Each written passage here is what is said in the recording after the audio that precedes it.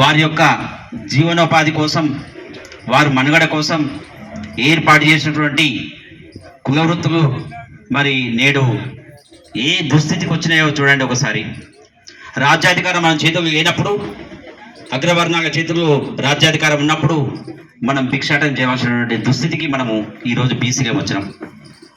కాబట్టి ఈ 12 కుల వృత్తులు లేని ఊరు పెంటతో సమానం. ఈ 12 కుల వృత్తులు లేని ఊరు పెంటతో సమానం. కాబట్టి ఈ 12 కుల వృత్తులు ఈ సమాజానికి ఎంతో అవసరం.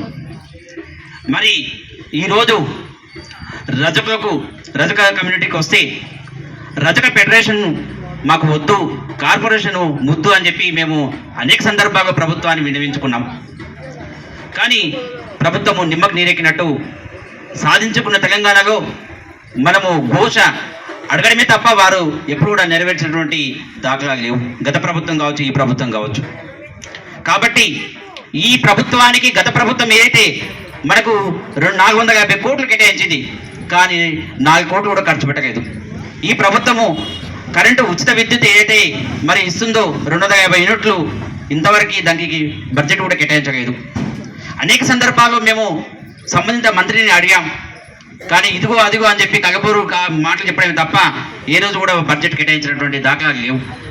మరి నిజంగా మన మేధావులందరూ, మన కులవృత్తిదారులు అందరూ చెప్పినట్టు బడ్జెట్ కేటాయిస్తుంటే తప్ప ఆ బడ్జెట్ని సరైన మార్గంలో ఖర్చు పెట్టట్లేదు.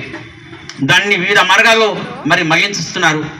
కాబట్టి మన ఎస్సీ సోదరులకు ఏదైతే బడ్జెట్ని, మిగిలిన బడ్జెట్ని క్యారీ ఫార్వర్డింగ్ ఏ విధంగా అయితే ఉందో ఆ విధంగా ఖచ్చితంగా బడ్జెట్ని కేటాయించాలి.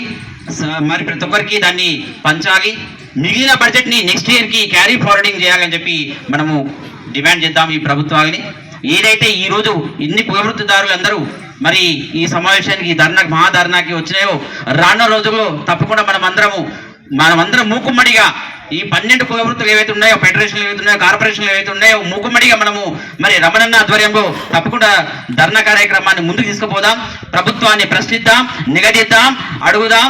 ఇవ్వకపోతే తప్పకుండా రానున్న ఎలక్షన్స్లో తప్పకుండా మనము రాజ్యాధికార దిశగా మనమందరం ప్రయాణిద్దామని చెప్పి సందర్భంగా తెలియజేసుకుంటూ, వారు ఇచ్చినటువంటి చిన్న సమయం ఇచ్చినారు కాబట్టి ఈ అవకాశం ఇచ్చిన వారికి, రమణన్న గారికి, మరి సభా వేదిక పైన ఉన్నందరికీ, మరి సభ ముందు ఉన్నందరికీ శిరస్సు వంచు నమస్కారాలు తెలియజేసుకుంటూ జై భీమ్.